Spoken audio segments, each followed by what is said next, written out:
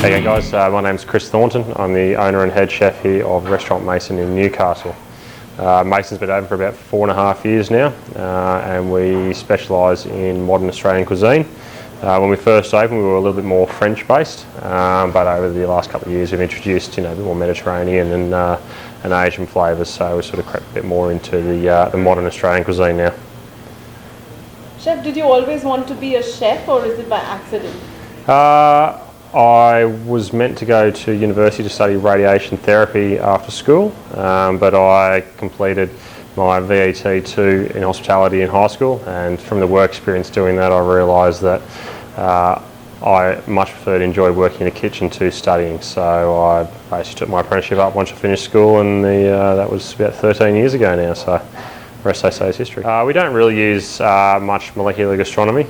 We use some of the products that are associated with it, but not so much for things like spherification and aeration and stuff like that. More use stabilising agents and sort of powdering agents, more just to add to the cuisine. So we definitely don't specialise or even feature molecular gastronomy. We more just benefit from the advantages of some of the products that they've come up with.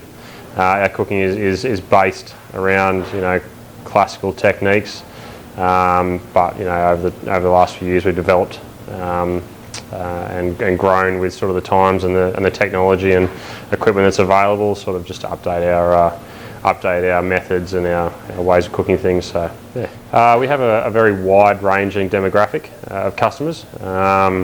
Being Newcastle, we try to make sure that we are attractive and sort of accessible to our local customers at all times, but we have a lot of people travelling up here from sort of Sydney and Melbourne, so we have to make sure that we please those guys as well.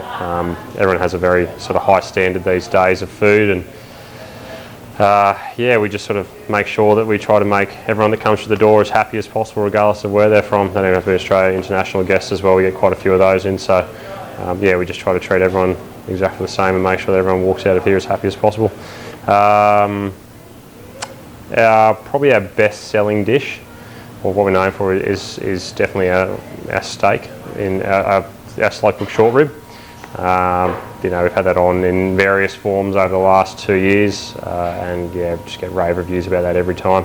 There's sort of no specific dish that sort of stands out that's been on the menu for the whole time, but yeah, just our short rib, whether it's with shallots and pickled walnuts or with blackened corn, it sort of seems to sell extremely well and get a lot of good feedback on it. My advice for the up and coming young chefs is learn as much as possible.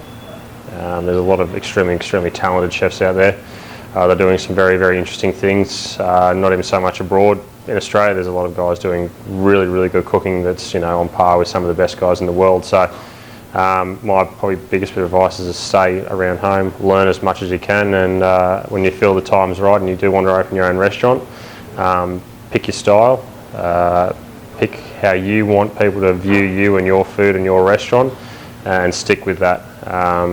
Try not to let people influence you from outside influences. Just make sure that when you do make the decision to open your own place, you have your idea and you do that, and you do what makes you happy and you're comfortable with. So yeah, that's probably my biggest bit of advice. Learn as much as you can, work out your own style, and then focus on that.